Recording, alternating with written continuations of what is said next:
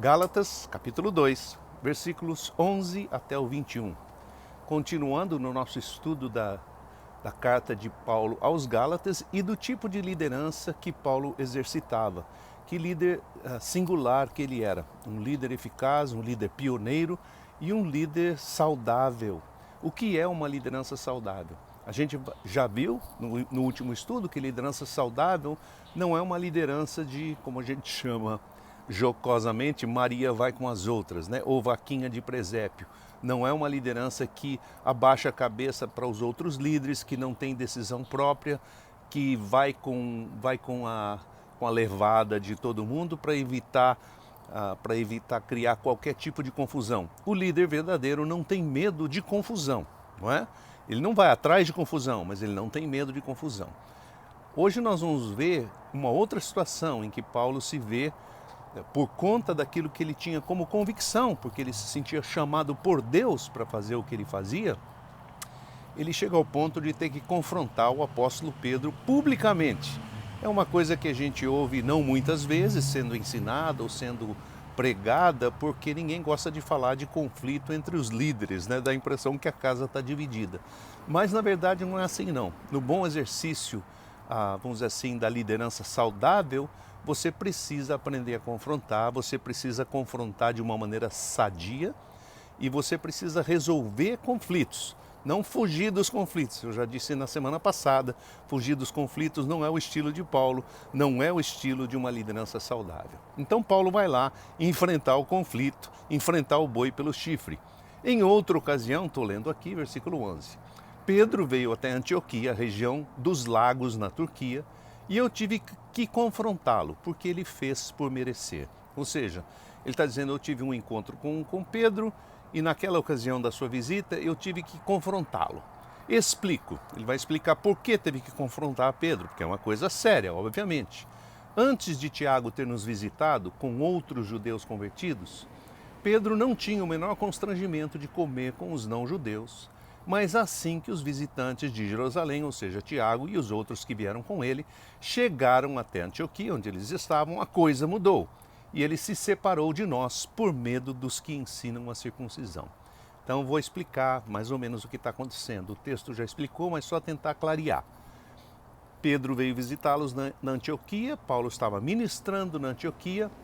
Obviamente a igreja de Jerusalém tinha preocupação sobre esse apóstolo, esse novo apóstolo, esse apóstolo chamado diferentemente dos outros, que era Paulo. E o que estaria acontecendo ali em Antioquia? Então Pedro foi visitá-lo. Quando foi visitá-lo, obviamente se sentiu bem, se sentiu acolhido, se sentiu amado, se envolveu com todo mundo, comia as comidas que eles comiam, comida dos turcos, não é comida dos judeus, certo? É uma dieta mais ou menos mediterrânea, mas o turco, que tem uma outra herança religiosa, não tem preocupação com os detalhes de comida, não come porco ou coisa assim, né? Então, o que aconteceu é que Pedro se envolvia com eles, sentava à mesa com eles, que para o judeu verdadeiro você não se senta à mesa, uma mesa que não é uma mesa pura, uma mesa kosher como a sua de judeu. Então, sentou-se à mesa com eles, mas depois Tiago veio visitar com outros cristãos, outros convertidos de Jerusalém, e quando Tiago chegou, como essas pessoas todas de Jerusalém eram dessa levada da circuncisão, você precisa também se circuncidar, você precisa também se tornar um judeu completo para ser um cristão. Quando eles chegaram, Pedro ficou com medo da reação deles e se separou dos irmãos com quem ele estava já convivendo há dias, numa boa. E o pior, Paulo continua dizendo, o pior é que os judeus da nossa região seguiram a mesma trilha. Tanto que até Barnabé foi arrastado pela pressão. Olha que coisa impressionante, como essas questões de doutrina, de qual é a maneira correta de você exercitar ou praticar a sua fé, tem essa força imensa nas pessoas. Muitos irmãos entraram na mesma de Pedro, inclusive Barnabé, que era judeu, que também se afastou. O que ele está dizendo aqui? Eles se afastaram da comunhão com os convertidos no meio da Turquia, que eram cristãos como eles, mas porque não eram judeus, eles se afastaram, se separaram deles. Olha que coisa. Aí ficou claro para mim, versículo 14, que eles tinham perdido o rumo da verdade do Evangelho. E confrontei Pedro diante de todo mundo. Se você que é judeu, na frente dos outros, leva o estilo de vida dos não-judeus, ou seja, enquanto você está aqui com a gente, você come com a gente, conversa as nossas conversas, senta à nossa mesa, participa da nossa comunhão. Porque agora quer exigir que os não-judeus, os nossos irmãos cristãos aqui na Turquia, tenham que levar um estilo de vida de acordo com os judeus. Quem nasceu judeu por natureza se considera diferente dos pecadores de outras nações. Paulo sabia disso. Mesmo assim, nós que acreditamos em Jesus, sabemos que as pessoas não são aceitas por Deus por conta de cumprirem suas obrigações religiosas, mas pela confiança no Messias Jesus. Não por seguirem as regras da religião, porque regras de religião não consertam a vida de ninguém. Aqui é uma coisa assim, eu diria, essencial, central no ensino da carta aos Gálatas, a essência da carta. Religião não resolve a vida de ninguém. Religiosidade é apenas cumprir as regras. Eu não estou dizendo da tua relação com Deus, mas tentar cumprir regras, pensando que isso é suficiente e é o que vai de fato agradar a Deus, é uma compreensão errada, errônea do Evangelho, tá certo? Então ele diz assim, seguir as regras da religião não conserta a vida de ninguém. Consertar, que ele quer dizer aqui, não transforma, não traz aquela mudança de fato, né? Você só está obedecendo uma outra série de regras, né? Você só trocou a sua aliança, mas não trocou o seu estilo de vida, não mudou em nada o seu coração. Agora, se nós que nos dizemos transformados e justificados, ou seja, tornados justos pelo Messias, ainda vivemos pecando, o que mais vão dizer? Que Cristo é ministro do pecado? Que isso jamais aconteça.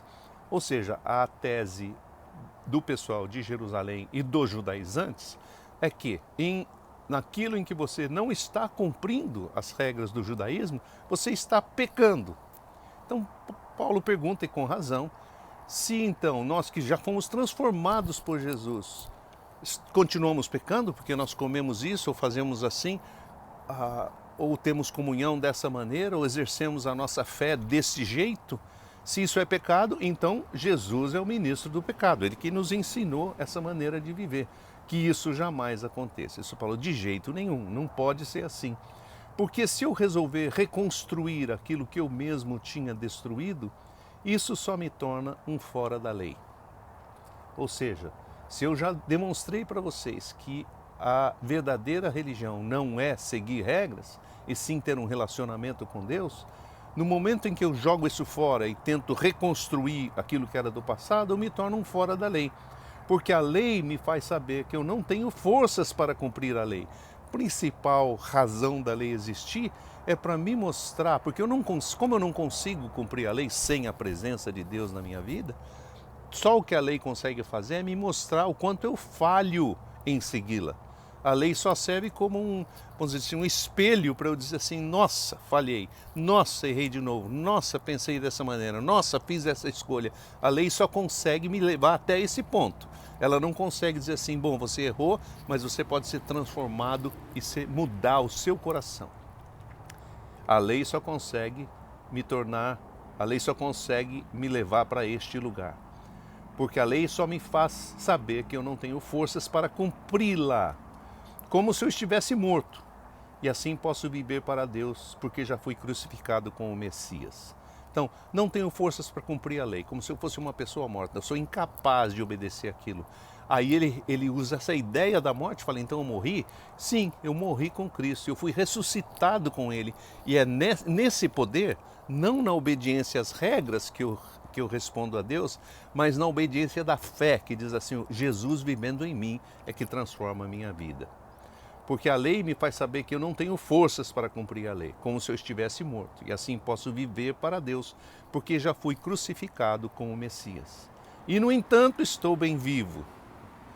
Já não vivo por minha própria conta, o Messias vive dentro de mim.